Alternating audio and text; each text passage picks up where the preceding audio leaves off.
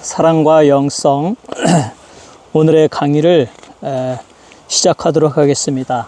오늘은 26번째 성령의 부어주심에 대해서 말씀을 상고하도록 하겠습니다. 오늘은 요 근래 이 비가 많이 와가지고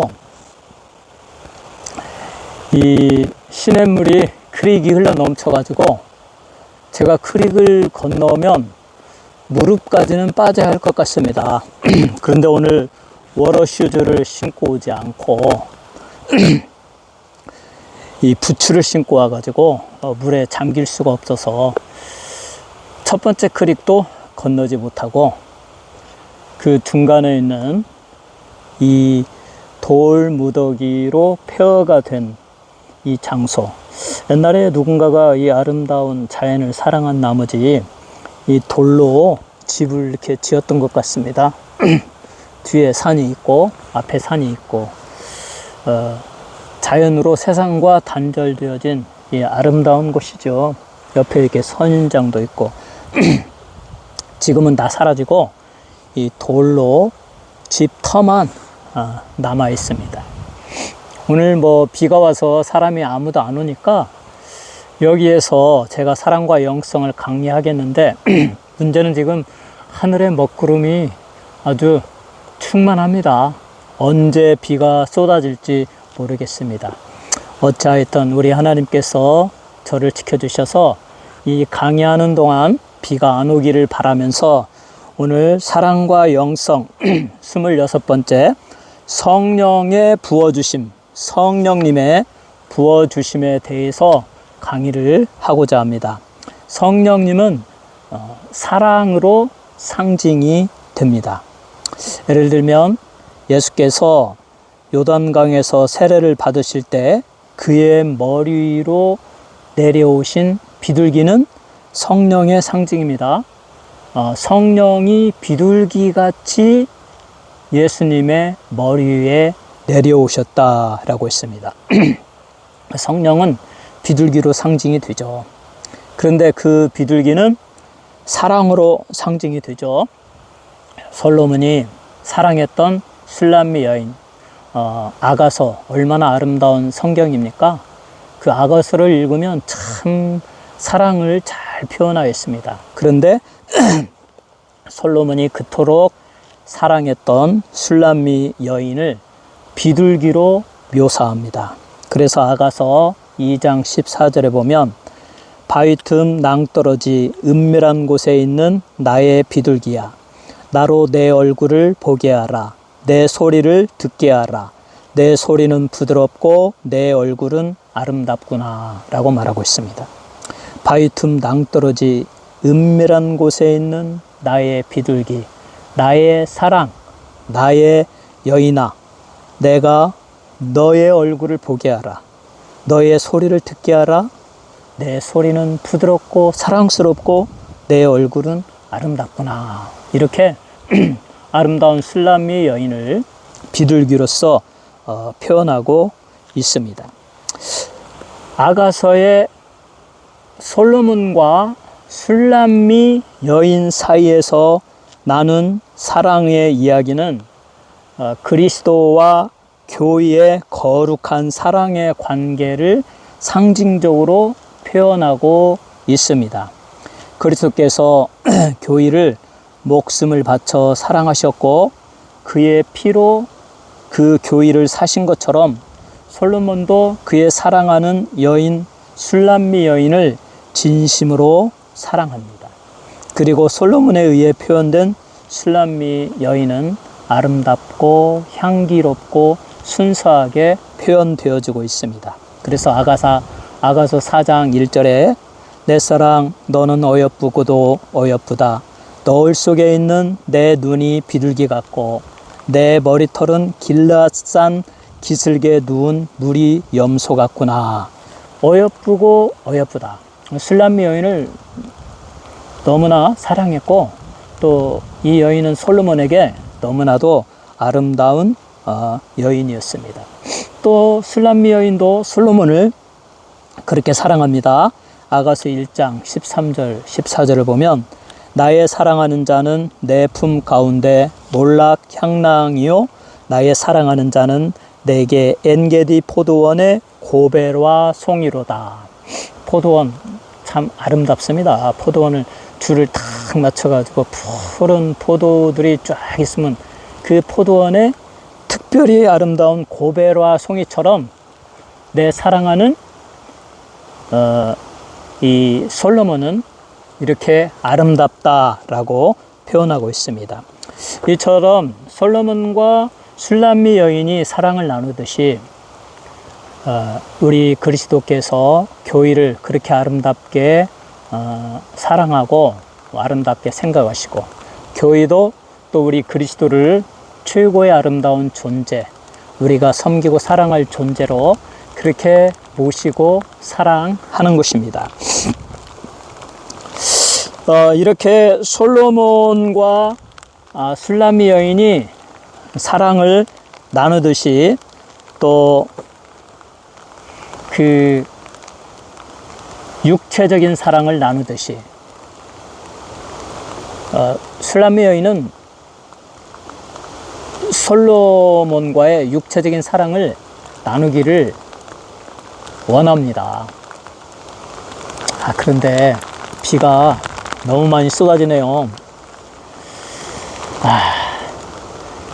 이 비가 오니까 좋긴 한데 이게 또 비가 와서 제 카메라가 젖어가지고 또 이렇게 촬영이 안 될까봐 그것 하나가 문제입니다. 비를 맞는 거는 전혀 문제가 아니죠. 어차피 비를 맞을 각오를 하고 왔으니까 계속하죠. 어쨌든 이 솔로몬과 술람미 여인은 육체적인 관계를 원해요. 그래서 왕이 나를 침실로 이끌어 가는도다 라고 이렇게 말하고 있습니다. 그리고 이 둘 사이에 그와 같은 그 사랑을 나누죠. 이렇게 아가서 1장 14절에 왕이 나를 침궁으로 이끌어 들이시니 너는 나를 인도하라. 이렇게 서로가 사랑하기 때문에 은밀한 침실로 들어가게 된다. 하나님께서는 남자와 여자를 창조하시고 부부가 되게 하시고 서로 육체적인 관계를 맺고 아름다운 사랑을 나누게 하셨습니다. 그것은 결코 죄가 아니고 하나님이 우리에게 주신 축복이에요. 그래서 전도서 솔로몬은 말하죠. 전도서 9장 9절에 내 헛된 평생의 모든 날 곧 하나님이 해 아래서 내게 주신 모든 헛된 날에 사랑하는 아내와 함께 즐겁게 살지어다. 이는 내가 해 아래서 수고하고 얻은 본복이니라. 사랑하는 아내와 함께 즐겁게 살지어다. 네가 이 땅에 남자로 태어나고 여자로 태어나서 열심히 일하는 그 대가로서 주신 복이 아내다. 그 아내를 사랑하고 아내와 함께 행복하게 살고 아내는 남편을 사랑하고 남편과 함께 행복하게 사는 것이 하나님이 주신 축복입니다. 이 아가서의 사랑은 그리스도와 교회, 즉 예수님과 성도들 간의 사랑을 상징하고 있습니다. 솔로몬과 그 술람미 여인이 그렇게 사랑하고 서로를 추구하고 그리고 육체적인 관계를 맺으며 사랑의 기쁨을 누리듯이 예수를 믿는 성도들은 우리 예수님을 진심으로 영적으로 그렇게 기뻐하고 사랑하고 최고의 존재로 높이고 그렇게 살아가야 된다. 또 예수님도 예수를 믿는 성도들을 그렇게 귀한 존재로 알고 사랑하고 보호하신다라는 것을 나타내는 것입니다. 이처럼 솔로몬이 술람미 여인을 사랑하는데 그 사랑하는 대상을 비둘기로 표현한 것처럼 비둘기는 사랑의 상징인데 이 성령님이 사랑의 상징인 비둘기로 묘사되어졌다. 그래서 예수님이 세례를 받을 때 마태복음 3장 16절에 보면 예수께서 세례를 받으시고 곧 물에서 올라오실새 하늘이 열리고 하나님의 성령이 비둘기같이 내려 자기 위에 임하심을 보시더니, 예수님이 세례받으실 때 하늘이 열리고 성령이 비둘기같이 임하셨다. 그 성령은 비둘기 같은데 비둘기는 사랑을 상징한다. 그러므로 성령님은 사랑의 영이시다. 사랑을 표현하는 분이시다. 성령이 우리에게 임하실 때 우리로 하나님의 사랑을 알게 하십니다. 하나님을 알고 하나님을 사랑하고 하나님께서 우리를 얼마나 사랑하셨는지를 또 알게 하시는 분이 성령님이십니다. 그러므로 이 사랑이라는 것은 그리스의 신화에 나오는 아프로디테, 그 비너스라고도 하는 사랑의 여신으로부터 오는 것이 아니고 사랑의 영이신 성령님이 우리에게 쏟아 부어질 때에 우리로 하여금 사랑을 알게 하고 또 그 사랑의 능력을 갖게 해서 이 세상에서 하나님을 사랑하고 다른 사람을 사랑하게 하는 것입니다. 그러므로 이 프랑스의 수도사 투어빌은 성령의 쏟아 부어짐은 실제로는 그의 사랑에 쏟아 부어집니다.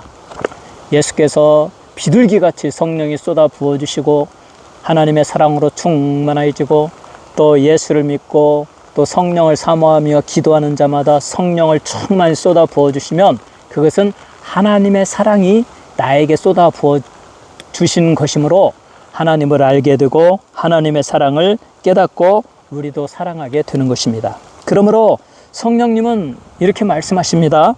처음부터 너를 사랑한 이는 나다. 내가 너의 이름을 불렀고 너는 내 것이다. 너는 나의 사랑받는 자이고 나의 좋은 쉼이 너에게 있다.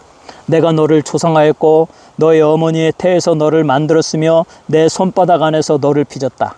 나의 날개 그림자 안에 너를 감추었고 나의 가슴으로 너를 사랑하였다. 나의 사랑의 초대에 내가 응답하였고 너의 친구이며 주님으로서 나를 선택한 것에 대해 자랑스럽게 생각한다. 내가 완전하기를 결코 기대한 적이 없다. 너의 모습 그대로를 나는 사랑한다. 나는 너를 사랑한다. 너를 향한 나의 사랑을 아무도 바꾸지 못한다. 이 성령님 우리에게 주시는 사랑입니다. 그러므로 놀만 나이트는 참된 사랑의 이 참된 사랑은 불완전한 사람에게 무조건적으로 헌신하는 것을 의미한다라고 말했습니다. 참된 사랑이라는 것은 불완전한 사람인 것을 알면서도 그에게 조건 없이 무조건적으로 헌신하는 것이다. 그런데 하나님은 불완전한 인류를 사랑하셔서 조건 없이 우리를 위해 헌신하셨습니다. 우리는 하나님께서 그의 최고의 것 독생자 예수님을 우리에게 주셨기 때문에 그가 우리를 사랑하는지를 압니다. 하나님이 세상을 이처럼 사랑하사 독생자를 주셨으니 하나밖에 없는 그 고귀한 아들을 우리를 위하여 주셨구나. 그만큼 하나님이 이 세상과 나를 사랑하시는구나.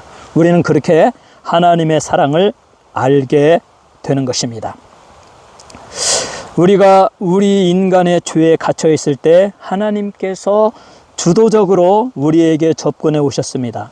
그리고 우리에게 구애하시고 사랑의 영이신 성령을 선물로 주셨습니다. 성령이 우리 안에 충만히 거하시며 우리를 마음껏 하나님의 뜻대로 사랑으로 가득 채우면서 하나님의 일을 행하시기를 원한다면 우리는 그래서 기도해야 됩니다. 우리가 기도할 때 우리를 향하신 성령의 음성을 들을 수 있습니다. 하나님께 마음을 완전히 열 수 있도록 기꺼이 굴복할 수 있는 이 기도의 사람만이 성령의 음성을 들을 수가 있습니다. 프레드릭 비히너는 만일 당신이 하나님의 사랑의 능력을 모른다면 그것은 당신이 결코 그것을 알기를 간구하지 않았기 때문일 것이다 라고 말했습니다. 하나님의 사랑을 모른다면 하나님의 사랑을 알기를, 내게 성령을 주셔서 성령님이 나에게 사랑을 알게 하고 사랑을 실천할 수 있는 능력을 주시기를 기도하지 아니했기 때문이다 라는 것입니다. 이탈리아의 성자 알폰소 리코리는 나의 사랑하는 주님, 당신의 사랑이 나를 완전히 사로잡게 하소서. 나의 사랑하는 주님, 당신의 사랑이 나를 완전히 사로잡게 하여 주옵소서 라고 기도하였습니다. 하나님은 말씀하십니다. 너희가 전심으로 나를 찾고 찾으면 만나리라. 기도하는 자에게 성령을 부어주십니다. 그 성령은 사랑의 상징입니다. 하나님의 사랑을 쏟아 부어 주십니다.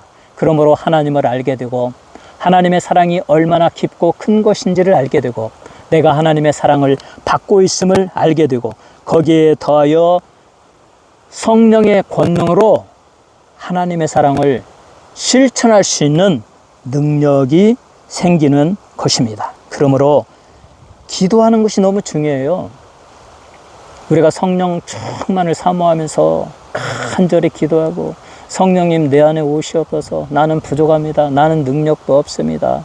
나는 참으로 어리석고 실패자입니다. 좌절과 절망감 속에서 막 부르짖고 기도하고 성령으로 매일매일 하나님께 나아가 기도하면 성령이 충만하죠. 그 성령의 지혜를 주셔서 하나님의 사랑을 깨닫게 해주시고 하나님의 진리의 말씀 그런 것들을 다 생각나고 깨닫게 하시고 이해하게 해주시고 그리고 하나님이 우리를 어떻게 사랑하는지를 알게 해주시고 사랑의 능력을 우리에게 쏟아부어 주셔서 우리도 여러 가지 막 어려운 문제 갈등들이 있을 때 그 하나님의 사랑으로 그것을 해결할 수 있는 능력을 주시는 것입니다. 성령은 우리에게 역사하시고 하나님의 뜻을 알게 해주시고 그리고 하나님의 뜻대로 순종하며 살게 하십니다. 그런데 이 성령님이 로마서 8장 26절에 보면 이와 같이 성령도 우리 연약함을 도우시나니 우리가 마땅히 빌 바를 알지 못하나 오직 성령이 말할 수 없는 탄식으로 우리를 위하여 친히 간구하심이니라. 성령님의 탄식에 대해서 말합니다. 우리는 연약하여 기도할 바를 모릅니다. 무엇을 어떻게 구할지를 모릅니다. 내가 간구하고 찾고 원하는 나의 소원은 넘칩니다.